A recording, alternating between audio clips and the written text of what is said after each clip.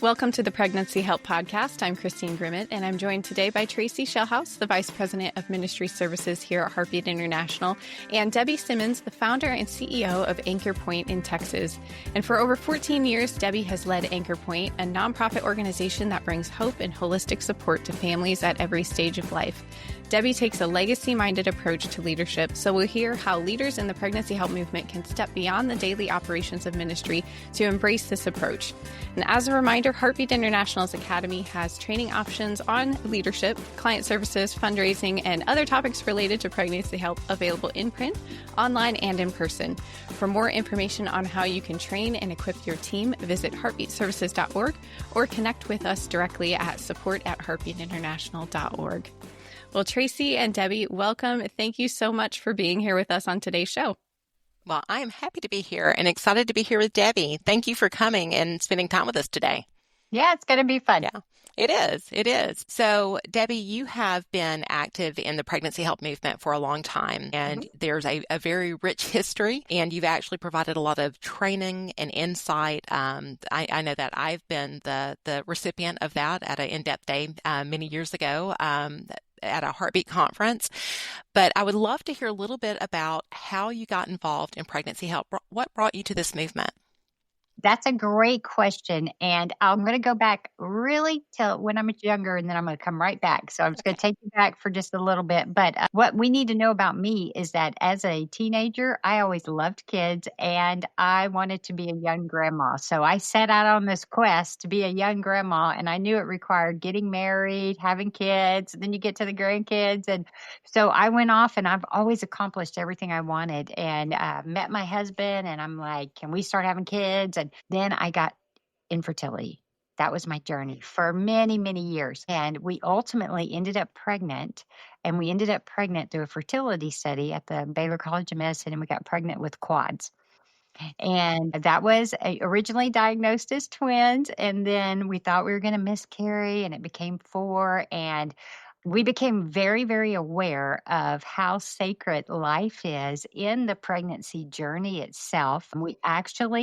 Our doctor had us go see a doctor for selective reduction. And at that point, I didn't even realize, you just do what your doctor says. And I'm sitting in there with the guy, and I'm going, I love life. I don't know why I'm here. But you know what? I learned so much during that appointment, and about how parents can pressure you and all these different things that I just was not even aware of. So it's been invaluable that I went through it, but we were still very staunchly, we're for life. And so we go on this journey, and our goal is to get to 30 weeks. And at 26 weeks, my water broke on one of the sacs, and they sent me to the hospital. And the next morning, the first baby stuck his hand through my stitched cervix, waved to the world, and said, I'm coming. And at that point, technology was not available to save my baby. And so Zach was born. They put him in my arms, and I just held him as he passed into eternity. And then we waited to see if my body could handle keeping the other 3. And a couple hours went by, and my body got very sick, and they came back and they said, we're going to have to induce. So they induced the other 3 boys, and Josh, Nate, and Chris arrived on the scene, and they placed them in my arms, and off they went into eternity. And that for me was this huge eye-opener I wanted to be about impact, and I wanted to be about eternity, because it changed everything. Everything changed at that moment. And I didn't really know how I was going to get through that. But what I said to God, the first question that arises in me in something difficult like that is, I'm like, why God, why this, why me, why my boys, why, and you've given me this love, and I want to be a young grandma, and I can't get there. And God's like, give me the why. And I'm like, no, I like my why. It's like my security blanket. And he's like, give it to me. And I'm like, okay. So I couldn't figure anybody else to trust but him. So I gave him that. And he said, ask me, how do I survive? So that's the question I began asking. And it came down to, next best step, and breathing. So breathe and then find your next best step. And so I would just do the next thing I could think of. God would meet me. He would show me the next step. I would do the next step. He'd meet me. And that grew my faith muscle. And so I went through healing. And as I went through healing, my question changed and it became, how can I thrive? God, you promised to redeem these stories. And I, still want to be a grandma. How can I do this and all this stuff? And ultimately, God opened up doors like crazy. This is how we ended up adopting 9 children out of the foster care system. And then he said, I want you to start Anchor Point, which is the ministry that I run. And I'm like, oh, that's a big deal. And he's like, start it. And I'm like, how do I survive that? Because I don't know what I'm doing. And then how do I thrive? And so my journey into pregnancy center work was through the loss of my children and this love of children that I have. And it just is wired in me through all these years to say, hey, I want to see these families be successful. I want to see these babies grow up. I want to see us break cycles. And it is just a natural expansion of kind of who God has wired me to be. And so that's how I got here. It's a little long, but that's how I got here. Well, that is amazing. And thank you so much for sharing that with us. Mhm. So often we allow things to actually prevent us from living. And instead, you've taken that and you survived and then thriving. And then thriving leads to what we're going to be talking about today, which is living a life that is leaving a legacy and creating legacy. So for you in the pregnancy help movement, what does it mean for you to live legacy? Great. And so when I was sitting in that hospital room, everything came about impact, right? And so it is the question of whether you and I choose every day when I'm going to work and the things that I'm doing, that I am going to be extremely intentional in what I do. So I'm going to focus on the legacy that I want to leave. I choose to live now. And so how do I do that every day with, whether I plan my schedule and I give it to God and I go, okay, show me what we're going to do today. And I'm going to be willing to go there. Or, do I need to invest my time and staff? What do I want to be about? I want to be about helping my staff make sure they stay unstuck, expand what they can do, and they stay unstuck and they become the people that God wants them to be. And so if I'm doing that well with them, then they will do that well with our clients because our clients need the same thing. They're stuck and we need to help them get unstuck. And then we need to teach them how to stay unstuck, so they can be kingdom impact players. And so I think just choosing to be relentless about that. And anybody would tell you, if you come along and you sit by me long enough, I'm like, how are you doing? And what's God doing in your life? And where are you going? And what kind of impact are you wired to make? Because that is what we should be curious about, is helping people be in the sweet spot of what God has created them to do. And then together we have big ripples that we make for eternity. Yeah, that is awesome. I often talk about doing the things that make our souls sing. And that sounds to me like what you're talking about, where it's what is your impact? How is the Lord calling you? Because we are not all geared or made the same, but we are all made for the same purpose, which is glorifying God. And living that kind of life does lead to legacy, doesn't it? Yes, it does. Yeah. Awesome. Yeah, and the fact of the matter is, if we don't live our legacy now, we'll have one to leave, but it won't be the one we want to leave. So I remember when I talked to my friend about starting Anchor Point, I was like, hey, you want to build something that'll outlive us? I said, oh, it'll be a lot of fun, but it'll be really hard. But I'm going, thousands of families have been impacted. And if I make sure we set it up right, transitioning me out as I get older and we have all the foundation laid, that can be around for decades and decades and decades. And I'm long gone by then, and that would be awesome, So that's what we're working on. Yeah, that is awesome. So something that you mentioned is living intentionally, like every day, looking for what is the opportunity, allowing God to prioritize what you're doing, paying attention to where you should be investing that moment of your life. So could you share with us about a moment when you had to choose between a legacy-minded decision, maybe over a quick fix? Yeah. Okay. So this is, some of the questions that God taught me with the boys was lay down your why. How do I survive? How do I thrive? Right. Okay. And I remember during the COVID, after kind of COVID, we stayed open during all that and we had to have, I had to get an employee back and ultimately had to let her go. And I tried to do everything right by her. I tried really hard. And, lo and behold, within the 6 or 9 month time frame that she had after she left, she gave me a awesome lawsuit. And so Mm, I was like, why me, God? I did it right. Why this? Why that? And I could choose at that moment to become very bitter, or I could choose to become better. So I laid down my why and I'm like, how do I survive this without it killing the ministry? Right. And so I'm sitting there thinking and I'm going, okay, breathe. I got that part. Okay. And then I was like, I probably ought to call the attorney. Right. And that's a great next step. Right. yep. And we figured our way through it, and ultimately we were able to thrive through it and honor everyone in the process. And it was really hard, but God showed up in all the places and honored the fact that, we walked through it well and we trusted and had faith and all this stuff. And so I go, even in those hard things, those questions still apply.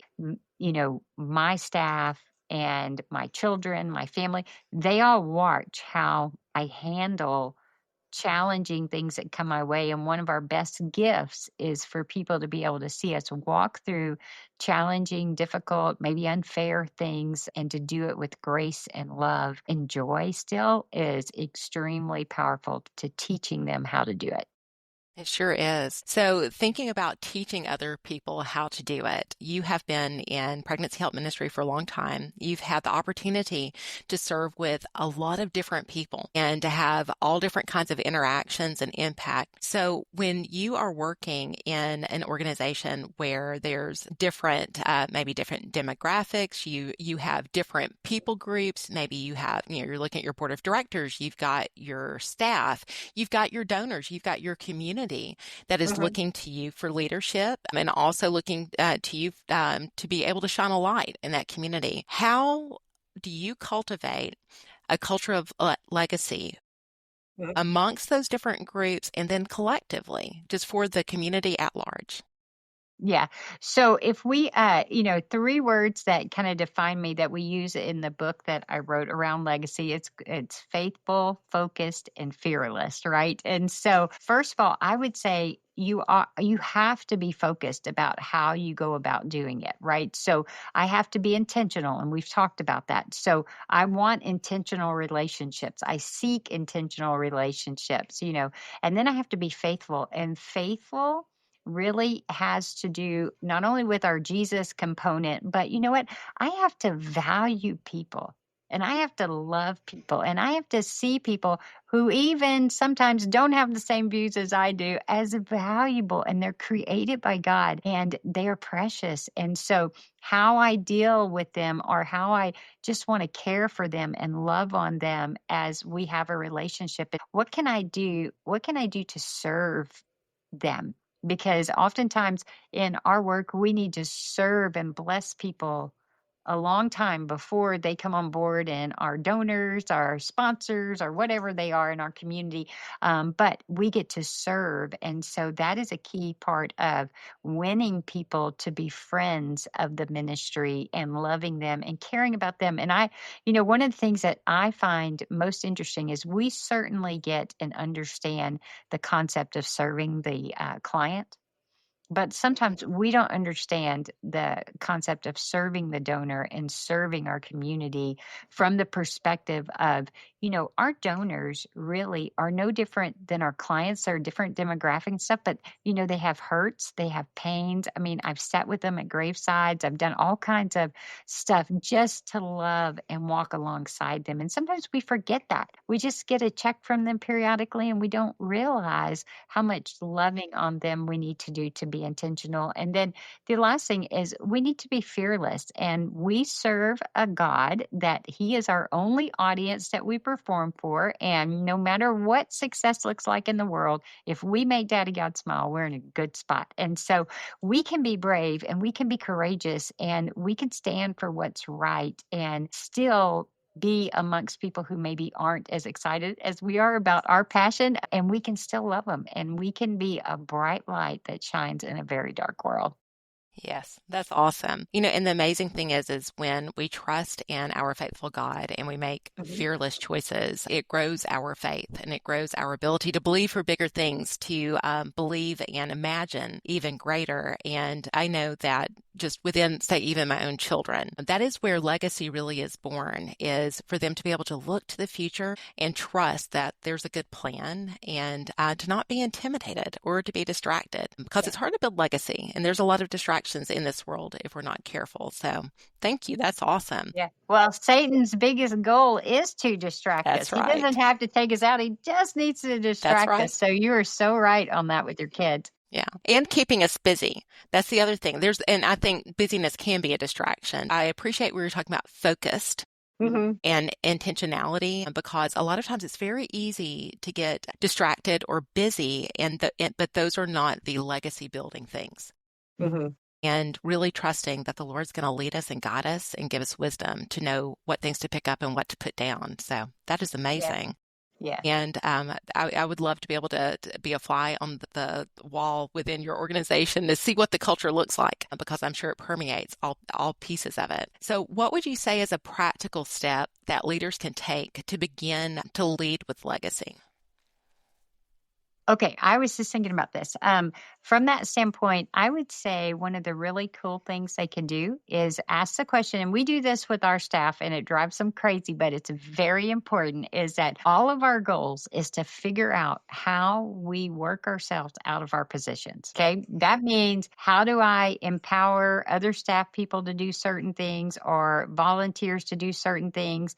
And it's a real interesting dilemma, because when you have to give stuff away, it's like you have to trust someone else to do it. But I go, look, we can't continue to grow and impact more people unless we free ourselves up to do the things that haven't been done yet. So I said, and I have to evaluate this too. The other day, I was sitting there doing something, and I was in QuickBooks pulling a report, and it wasn't a problem, but I was like, why am I doing this? And I'm like, okay, I just got it done. But then I'm thinking, I shouldn't be doing that. I shouldn't even know the QuickBooks password to keep me out of it, because it would be much better for me to be making a donor visit or going to see a CEO at a corporation or writing a book or whatever it is that only I can do. And here I am doing QuickBooks and a report. And I'm like, what am I doing? So I have to think through those things. So one of the things we challenge our staff to do periodically is to draw their org chart for, like, what would their organization look if it was 2 or 3 times bigger than it was? So, how would they staff it and everything? And then I'm like, okay, that's great. Now, in every position that you have a volunteer or a staff member, I want you to put them in there for the things that they would be responsible for. And then I want you to write your name in every other spot. And you write your name a lot of times and you're like, oh my, gotta have a plan. But the really cool thing is it then teaches us how to build the organization and to go, okay, if you have a volunteer and they have these kind of skills, they can do these 2 things. And that will free you from that to be able to be more legacy minded, to be more intentional about what you do with your day. And I think that is just a wonderful exercise to kind of have that mindset. And then also that little task to be able to do periodically. And I mean, I used to have a wonderful man. He has since passed on. When I first started, he would call me once a month and he would go, Miss Debbie, how would the organization do if you weren't here? It'd fall apart this week. And then a month or 2 later, I'd be like, okay, this side would be fine. And they might have some bumps, but they would be fine. This part of the organization, that's going to be bad. And so he just wired it in me to start thinking like that. And that is so powerful for leaving legacy and leaving an organization that can thrive without us. That is absolutely crucial. And being a founder of a ministry, it's really hard for someone to come after you. So you got to leave a great foundation for that to be able to happen. Yeah, that's awesome. And what I hear in that is there's a lot of discipleship and mentorship. Like you're teaching others how to do what you're doing, how to come along and how to partner, and then mentoring that next generation. And so how do you do that on an ongoing basis? Like how do you identify and then step into that space to where it doesn't take up so much of your time that you can't be focused on the mission, but at the same time, you're not so focused on the work about you that you're not noticing those that are laboring alongside you. Yeah. So I will tell you, I've drawn my own little charts and I've made all those things. And as we have gotten, underneath the Anchor Point umbrella, we actually have a family network of 4 different divisions. And each one of those is an LLC. So it gets complicated because I talk to myself as boss of both of them all the time, right? But what we've done is we have continued to be very aggressive to restructure the staff to take responsibilities off of me. And we have brought in a chief of staff type person that can be responsible for the day-to-day people.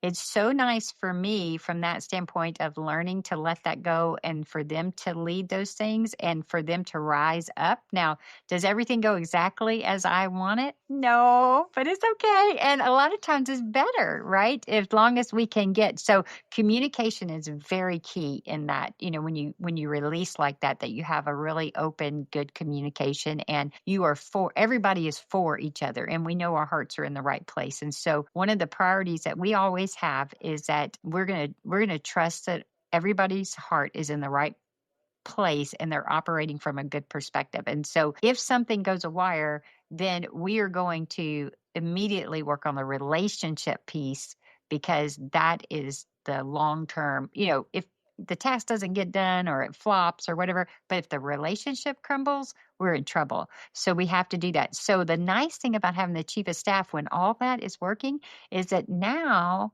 I can just love on people because I'm not trying to get things done with them. And I actually pay more attention, which is absolutely wonderful. My staff thinks that's wonderful when I'm not so task driven. And it gives me the freedom to do some of the external things and book writing and things like that only I can do. So that's only been recently. And then the other thing we got me was a assistant. That was wonderful. So she's cleaning up my stuff and just realizing that you need those things, right? Yeah. And we got big things to do and God wants to do more. And we just got to be willing to let go sometimes. So I think those things have given me the freedom to be more intentional and look at how I can love on people. What kind of trainings can we put them in? Or, are they available like through Heartbeat or different things like that to educate them and help them move to the next level? Then we want to tie into those types of resources. And so it's just being mindful and just loving people and wanting the best for people. And when you have that heartbeat, then you'll do the right things for them. Yeah, that's awesome. Well, Mhm. Debbie, is there anything that we haven't talked about that we should have, or any parting thoughts that you would like to share with the listeners? Okay, well, first of all, the work that you do is great and awesome, and you need to keep at it, even when you feel like, oh my gosh, it's just such a struggle. But I just look at the size of the kids as they continue to grow, and I go, wow, they're taller than me. And so I'm just like, and I'm enamored by that, oh my gosh, that God gives us such a privilege to do it. If anybody that wants leadership development, the book that I have, The Heart of Legacy, is a great thing. And it has lots of practical tools on focused, faithful, fearless. And it has a great, wonderful stories of Anchor Point life change all throughout the back of it. So that would be a great resource that they can use to go to the next level too. Okay. Thank you so much. Thank you for taking your time to be with us today, Debbie. And I'm going to hand it back over to Christine. All right. Thanks, Tracie. Thank you, Debbie. It was great to hear more about your journey. If our listeners would like more on topics like this, leadership topics, or just how to grow and strengthen your ministry, be sure to subscribe to the Pregnancy Help Podcast. We have more content coming, several episodes every month coming your way, and lots of great plans for the future for the podcast. So please subscribe and share. And with that, we wish you all a wonderful rest of your day. And thanks for listening to this episode of the Pregnancy Help Podcast.